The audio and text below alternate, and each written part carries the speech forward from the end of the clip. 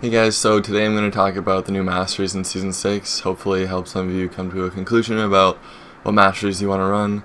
We'll get right into it. So the new Masteries kind of suck for Azir because you can't run attack speed and CDR just in one tree now. So it makes it a bit awkward to build for Azir. So right at the start you have to choose between Fury and Sorcery. So you choose between AP or attack speed, which obviously sucks because you want both on Azir.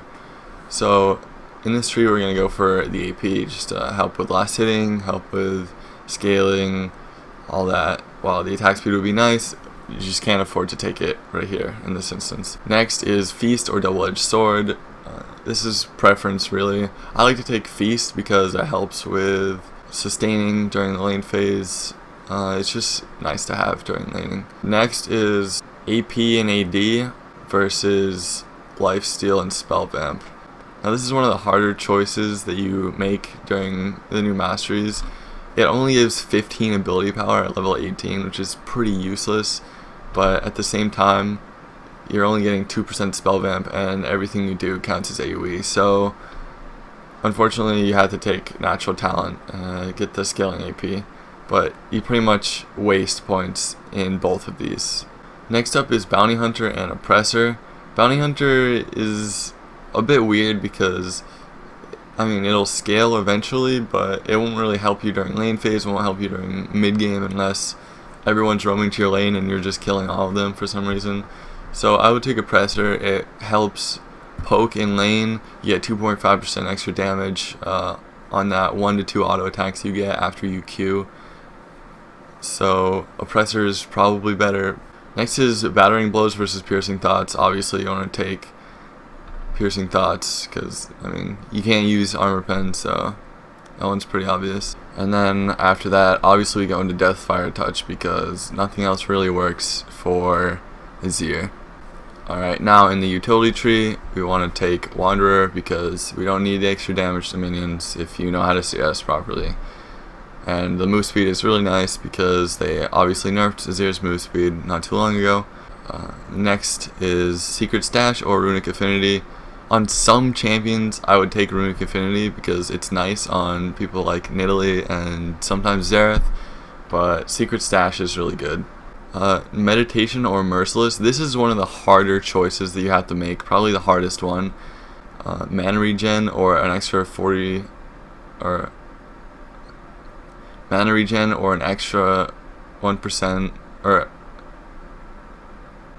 Mana Regen or an extra 5% damage. I personally would take Merciless because I'm more aggressive, but if you're gonna sit around and poke and farm, I think Meditation would probably be better. So this is a bit situational, but I think Merciless may be a little bit better in the long run. Next, Bandit or Dangerous Game. Obviously we take Dangerous Game. Dangerous Game is broken and we're not a support, so we don't really need Bandit. And that's it for the first tree, and now we'll move on to the second one, which I've been experimenting with. I think it might be better, but we'll see.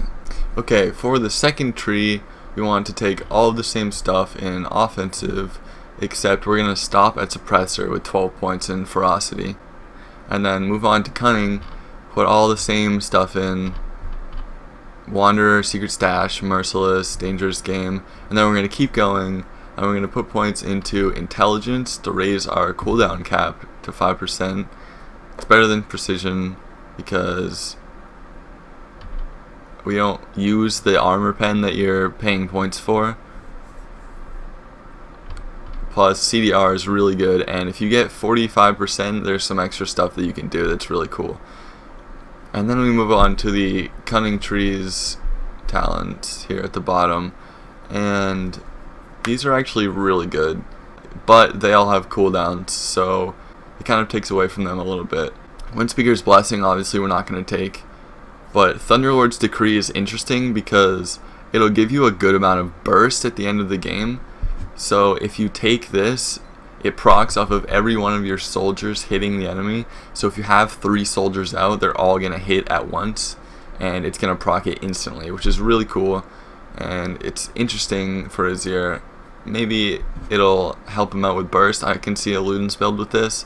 And if you're going into this 12-18 kind of mastery style, I think Ludens would be a really good item for Azir, just because Storm Raider Surge, the other one that we might be taking, also works well with Ludens. Dealing 30% of a champion's max health within 2 seconds grants you 35% move speed for 3 seconds. Again, it has a 10-second cooldown, so it could be better, but you can easily do 30% in 2 seconds late game on an AD carry or a mid laner, anything like that, a squishy jungler, and 35% movement speed is a lot. So I think if you run Ludens, you get a really early burst build. I think it would be really easy to burst people down and get this move speed.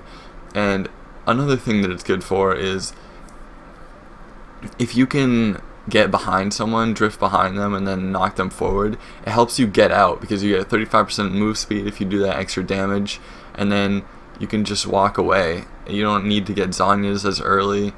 Unless you go really deep, it'll be really nice to have this mastery. So I think this will be really good, and I'll test it out more. I'll probably make a video on it, but we'll see.